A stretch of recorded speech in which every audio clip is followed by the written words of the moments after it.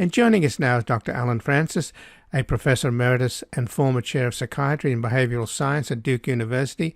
He's the author of the award-winning international bestseller Saving Normal and the reference work Essentials of Psychiatric Diagnosis. And his latest book is Twilight of American Sanity. A psychiatrist analyzes the age of Trump, now out in an updated paperback version. Welcome to Background Briefing, Dr. Alan Francis. Hey, Ian, it's always a pleasure to be with you. Thanks for inviting me.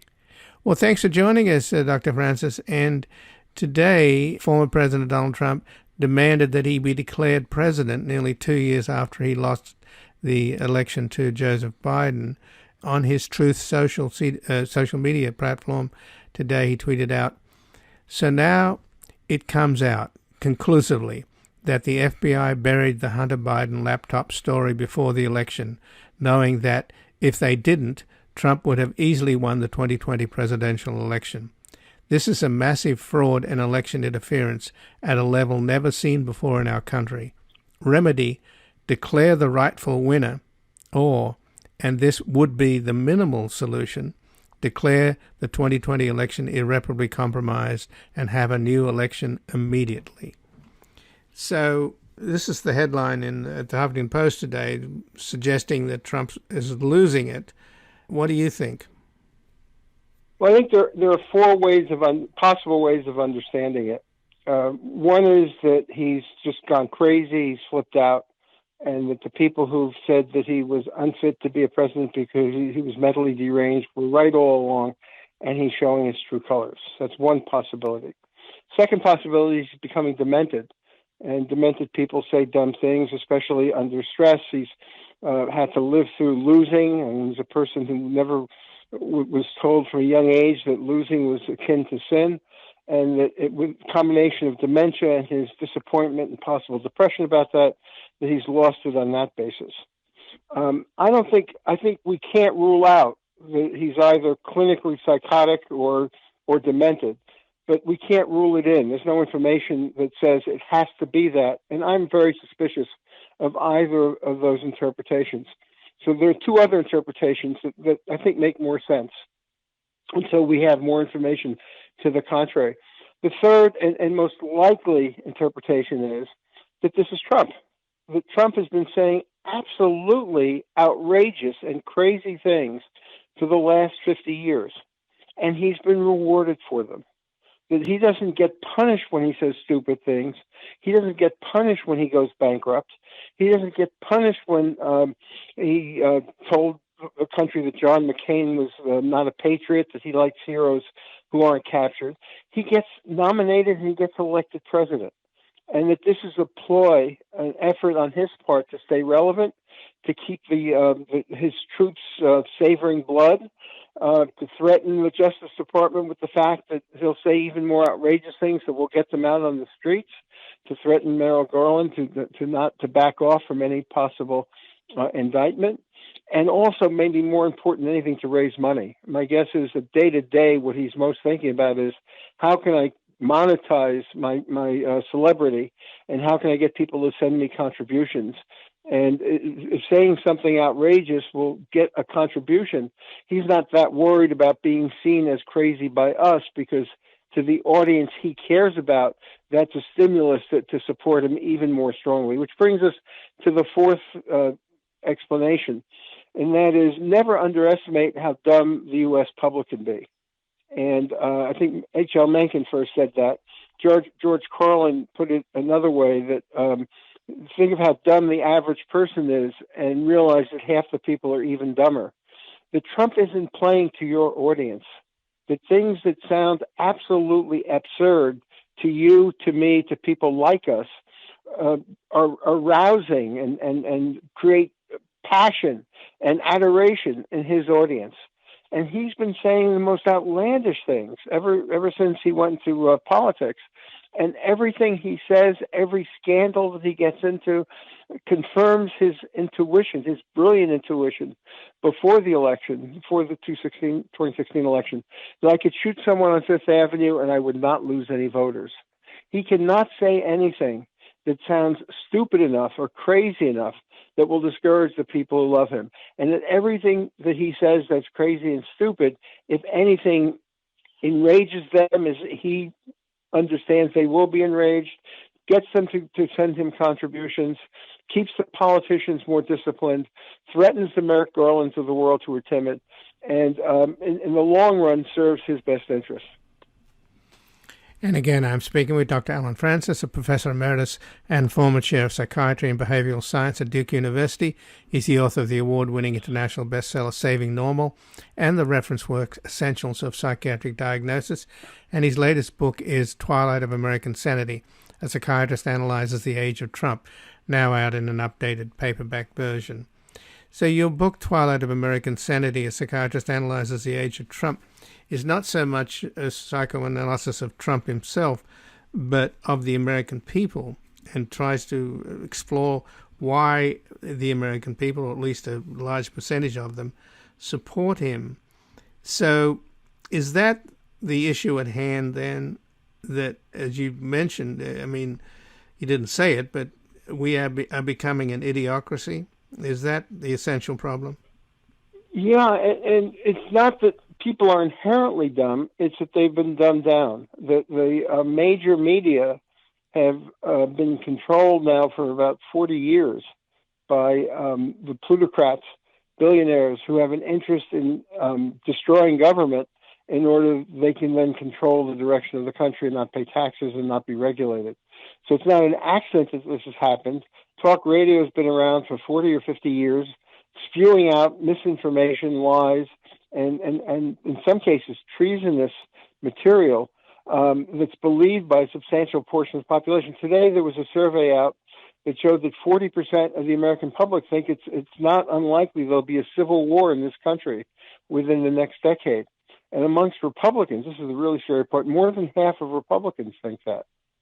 So that the public schools have failed, they've been underfunded and they have failed, and they've been overwhelmed by the kind of propaganda campaign carried out with remarkable effectiveness and tremendous funding over the course of these last 4 decades. So I think we're headed for a disaster, and I think that there's no way at this point to convince people one way or another. This program will not convince someone who loves Trump that Trump is a crook. I think at this point it's just really protecting the institutions of democracy such as they still exist. And the next election and the election after that, I think, will indeed determine the fate of the country. That we are, I said this in the book, and that was first written 5 years ago, that we were a hair's breadth away from a fascist takeover in this country. And everything since has been much worse than even I anticipated then. I never imagined that Trump could get away with the things he's done with such adroitness. And that every time there's a scandal, somehow or other that increases his contributions, increases his loyalty, the loyalty he commands amongst his particular constituency. And unless the votes are there, unless this is seen as an existential election, unless the votes are there, if we have in this next election a Congress that turns crazy, in the next election a president who acts dictatorial, and a Supreme Court that's now in the dark ages, this country's in grave trouble. And I think that it's not as if Trump dying today or being convicted today or being jailed today would change this trend line very much. That at this point he's somewhat of an epiphenomenon, and that DeSantis, for instance, would be worse because DeSantis is a lot smarter and better organized.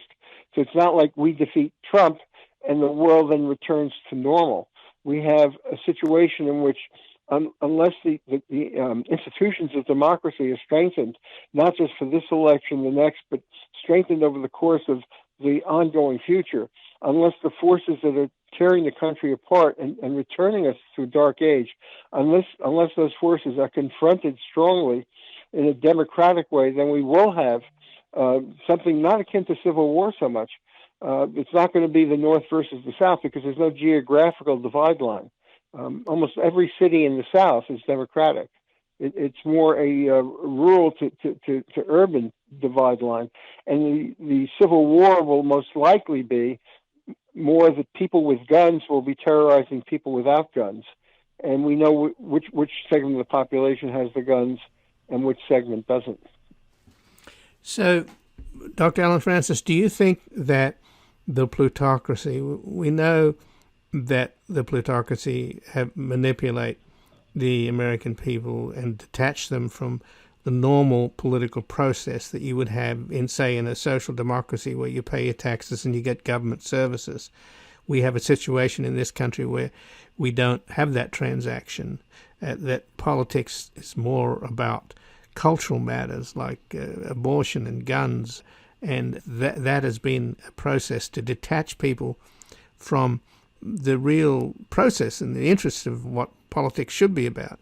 So to that extent, they've been very successful. And as you mentioned, the collapse of public education has led to this dumbing down that makes it even easier for the plutocrats to turn working people against each other over race and class and cultural issues, so that they don't see what they have in common, black, brown, white, etc.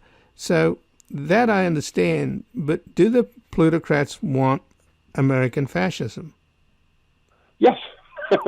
I think that everyone should Google the John Birch Society, which started in the 50s as a reaction against American democracy.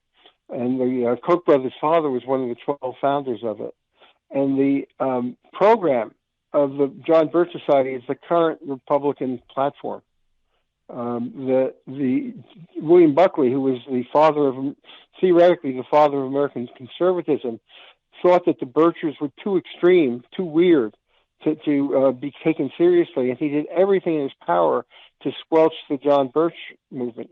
William Buckley was, we thought at the time, as conservative as anyone could be, but he would have been seen as a Republican in name only now, because the Republican Party platform, the Republican Party way of operating is really out of the John Birch playbook.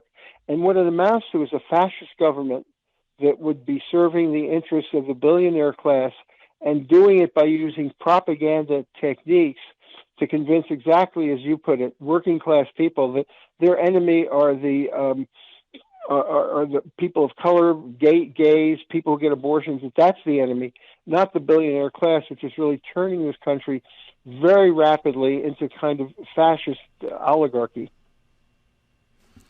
So the answer then surely is that this election coming up in November is the last chance at American democracy. Is that your final word here? Well, we don't know when the last chance is, but it's certainly a potential tipping point. And whether the last chance is 2022, 2024, 2026, 2028, we are that close, just as we are on climate, that close or past the tipping point. We are that close or past the tipping point for American democracy. And what this means is that everyone has to get involved. Everyone who thinks as we do, not on every question, but just doesn't, anyone who dislikes fascism, it's as simple as that. Liz Cheney and I could not have less in common. But at this moment, Liz Cheney is a hero. Anyone who dislikes fascism, it has to be a coalition of all the people who dislike fascism. That should be a very broad coalition. And unless people stand up for democracy, for what America has been, America will no more be in the future what it has been in the past. Well, Dr. Alan Francis, I thank you very much for joining us here today. Thanks, Ian. I wish I could cheer you up, but I think we just make each other more depressed. Well, let's hope that doesn't pass on to our audience. And again, I've been speaking with Dr. Alan Francis, a professor emeritus and the former chair of psychiatry and behavioral science at Duke University. He's the author of the award-winning international bestseller Saving Normal and the reference work Essentials of Psychiatric Diagnosis. And his latest book is The Twilight of American Sanity, a psychiatrist analyzes... One last word, Ian, one last word. People can't afford to be depressed. I know people who have given up on this election. None of us can afford to be depressed about this, such that we don't do everything within our power, both in our sweat equity and in our dollars, to make sure that we don't lose democracy in this country.